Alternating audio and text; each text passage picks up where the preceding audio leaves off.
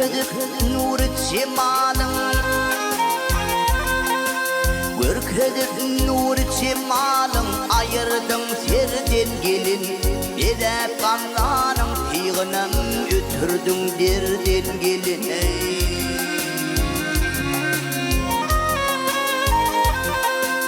Kamatın peyker sıfatlı Surayı derden gelin Bakıp doymon gül rayıma Gül telin nurdan gelin Göz uçundan oğrin qarab Yüreğimi erden gelin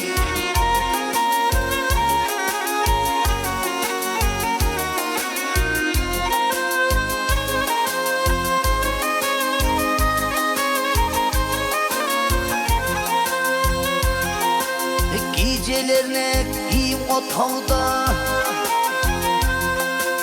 Gecelerine giyim otağda Şan çırağı yanar hin Ak kolların her yanatı Ne acıp tallanır hin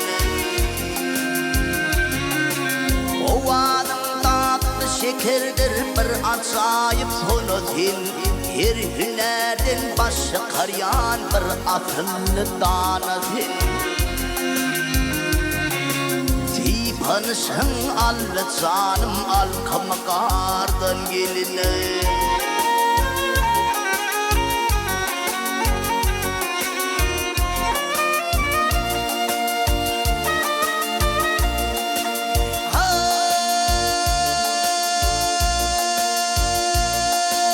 Bartınıyımı karşı al ya Ay bartınıyımı karşı al ya Gücümlüyen ay cemalım yakan bazını çözülür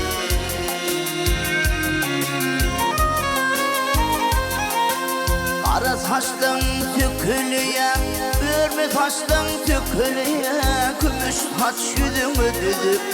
tülmürüyen Parmak işler kayılır vaka gülüver İncideyin düzülüptür, dinçleriptür döngeline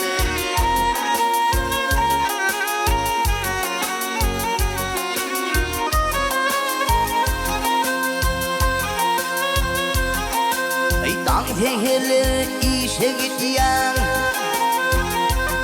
Ay heheler zeyle çıkyan Anvorisin tepeler İn dünyanı yanlanır yan Kekilikle kekiler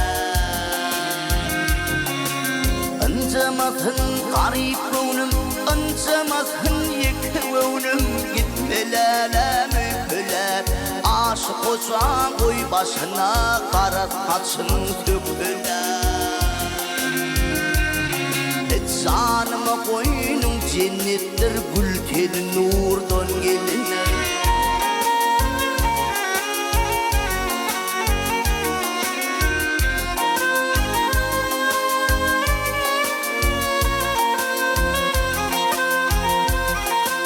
Ancamasın garip oğlum